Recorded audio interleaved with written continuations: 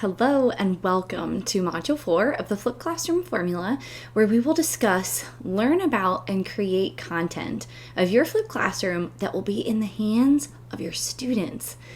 This is different than the videos you created in Module 3 because those videos, as much as we love them and as great as they are and will become, are not interactive in nature. This module will focus on the content of your course that is interactive for students and will help you develop specific processes that will set your students up to be successful in your flipped classroom. In this first lesson, we'll focus on exactly how your students will interact with your videos while they are watching them. More specifically, the process of how they will be taking notes. I recommend that you teach students exactly how you want them taking notes, and I'll talk about why in this lesson. So your take action piece will be to set up and plan out the student process of note-taking and create what it is that you envision. In this lesson, you will learn options in student flipped video note-taking, as well as decide which one is going to work best for your flipped classroom. So let's go ahead and get to it. We talked about this decision a while back, and you've probably already made it. It's important to mention here, though, so that you feel good about your decision, or so that you make your decision and can move forward. I'll be quick here because it really is just a refresher. We need to talk about when your students will be watching your videos. And if you remember, there are two options. The at-home or as homework option is by definition the more traditional flipped classroom. If you have students who do homework consistently and are either high-performing students and or motivated to do well in the course, this model would work well for you. However, if student motivation is not a trademark of your course you teach, I recommend the in-class flip. I did this with my on-level American history students, and it went really well. We watched approximately 2 videos per week that I tried my darndest to keep at 5 to 10 minutes long, as short as I possibly could. Even though I took up class time for students to watch these notes, I still loved the structure because I could use that time while students were watching their videos to meet with other students who had been absent or who I needed to touch base with for various reasons. When they finished, they would move on to the activity that was either independent or with a partner. They would naturally partner up with someone else in the room who was finished around the same time that they were with their notes. Then the following day would be more guided practice or a class or even group activity. So I would like to give you some options and what the process will be for student note-taking, including the process I used, as well as some recommendations on making sure this is a crucial and quality procedure in your classroom that will set your students up for success. So first, be sure to decide when students will be watching those videos, then focus on what it is they will be doing to take notes from those videos. First, let me show you what I did in my flipped classroom. At the beginning of each unit, I would provide for students a packet that included all of their, quote, homework for the unit. That included their guided notes for our videos and their reading guides if I chose to assign those in various units. This image shows a typical example of what those notes looked like. It provides a basic outline that follows along with the content of the video. This very much guides students through the video so they are sure not to miss any important information. These are 2 more examples of guided notes I've provided my students. Notice that the organization is done for them. These notes are from a unit that I do at the beginning of the year, and I find that giving more structure at the beginning of the year is very helpful. Then, as we move throughout the school year, I feel more comfortable giving less structure and therefore more freedom to students to create their own organization of notes. Again, these notes follow my videos to the T. You'll notice that these probably take some time to create. Oh, yes, they do. So that's why we have a module dedicated to student content and a lesson dedicated to just the notes. With that being said, you may already have these up and running and you've used them previously in your classroom. I would encourage you to check to be sure that your notes still match up with what your videos are and will be as you create them from here forward, because as you're changing things, it's easy to forget about the notes and if they really match with your videos. These notes are part of the binder system that I used in my classroom, and we'll be discussing that system along with some other systems in the next lesson. The interactive, or really just traditional notebook, is something that could totally work in the flipped classroom and is the next suggestion or option that I'd like to present to you.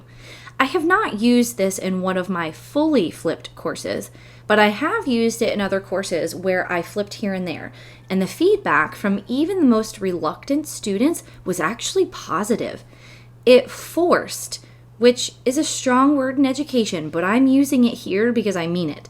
It forced students to be organized because we use class time almost every single day to make sure their notebooks were organized.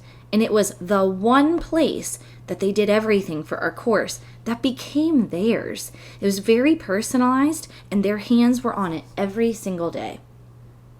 I did a Google image search of interactive notebooks to show you how many resources there really are already out there, so that if you choose to do an interactive notebook, you don't have to start from scratch. But here's the thing, your flipped video notes that students take in their interactive notebooks could just be on the notebook paper. Students could get free rein there, and then in class, you provide the structure and interactivity piece to follow up the video notes. In my class, I provided students an envelope, just a regular letter size envelope that they glued to the back inside cover of their interactive notebooks. Inside that envelope were all their tabs, which I just printed on colorful cardstock. I gave them the set for the entire year in the first few days of school. They then cut them out and put them in their envelope. Then, as we went through the course, and each time we started a new unit, they would glue their tab, just like the binder subject divider tabs, down on the next page to indicate where their next unit's materials would be.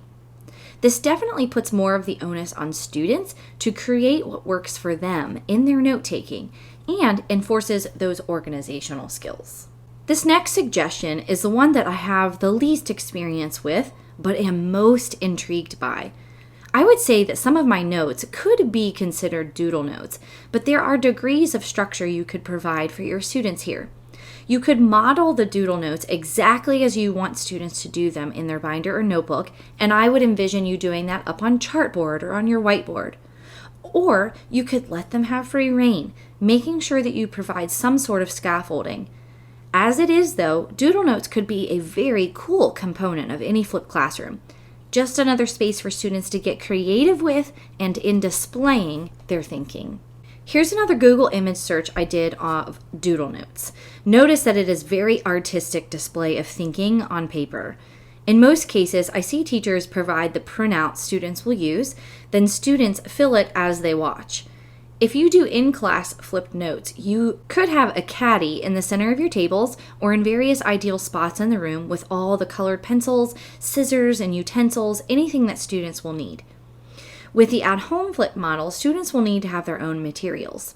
Or you could provide time to doodle or fill in color as students chat about their notes as your bell ringer each or every other day. I highly encourage you to go onto your favorite social media platform. For my teacher inspiration purposes, Instagram is where it's at. Just search for any of these terms, whether it be doodle notes or interactive notebook, and you'll get tons of inspiration and even find people to follow and possibly purchase materials from so that you are not having to spend your time creating these things from scratch. Here's the thing, whatever procedure you choose, keep it consistent and know why you're choosing that one over another. If you love doodle notes, don't just do it because it's pretty. Know the benefits of students incorporating drawing and coloring in their notes, even for the least artistic of students. Then set up the process in your classroom. Teach your students how you want them taking notes. Just as a heads up, we'll talk about teaching your students how to take notes more in a future module, so I'm not leaving you hanging there. Keeping your process consistent throughout the year is not going to be easy if you are creating the notes yourself. This is why I suggest that you A, use this work on the work weeks as much to your advantage as possible and get those notes done.